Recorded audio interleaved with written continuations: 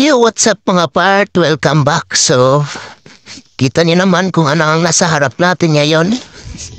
Si Mahaditi na naman. So, for today's video mga part ay kakabitan siya natin ng guard dito. So, unboxing ko to sa ating Facebook account. So, I think hindi ko pa na-upload. So, ito yun. Yan. Nilawa kasi nasira na yung guard niya dito. So, kailangan to lagyan kasi pag nag-trail daw ay masisira yung kanyang air na tamaan ng mga bato at mga iba dyan. So, kailangan siya lagyan.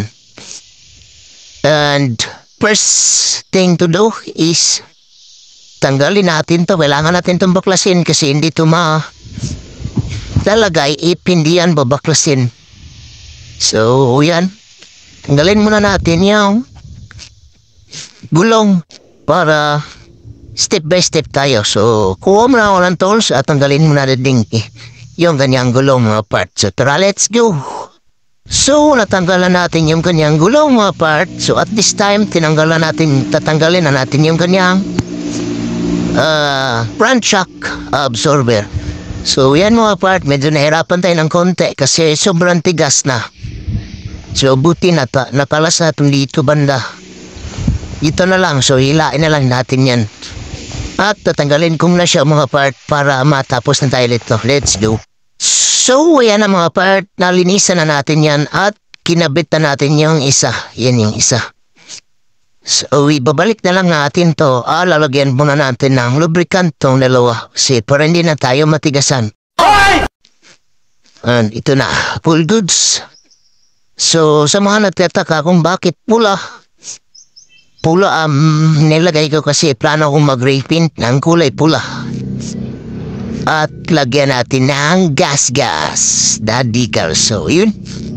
Lagyan ko muna ng lubricant, yung kanyang T-post. Let's go. So, nakabit ko na yung isa. Ito na. Nakalagay na. All goods. Lalagyan na lang natin yun ng mga bolt.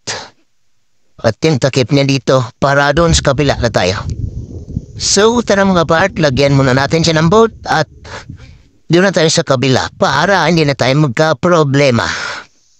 And back to trail na tayo. Let's go! So, all goods. Nahalagyan na natin siya ng bolt. Nabalik na natin dito banda. Lang. Diyan at yung dalawa. Higpit na yan mga part. At ito, hinigpitan na rin natin. And functional na siya. So, hindi na tayo tawag doon. Kung dito sa amin, kulbaan kung baka masira yung kanyang air tube kasi may guard na siya. So, yan, dito na tayo sa kabila. Tinanggalan ko na yan ng bolts at kukunin na lang natin. So, tatanggalin ko muna siya mga part. Let's go. So, ganun lang kadali mga part. Nalagay na siya. Pero hindi po siya nahigpitan. Ito na lang ang nahigpitan na natin at saka ito. So, nakabalik na siya dyan. Higpitan na lang natin to at ibalik na natin yung ganyang gulong. So, tara mga part. So, nakabit ko na siya mga part at nabalik na siya. So, nagkatindig na ng konti at hindi na tayo matatakot kung masira yung kanyang air kasi may support na siya. So, dito ko na lang din tatapusin mga part. Don't forget to like, share, subscribe my YouTube channel and follow and like na rin ang ating Facebook page.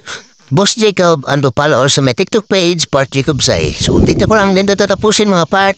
At siyempre, dito matatapos kung walang kapirasong montage.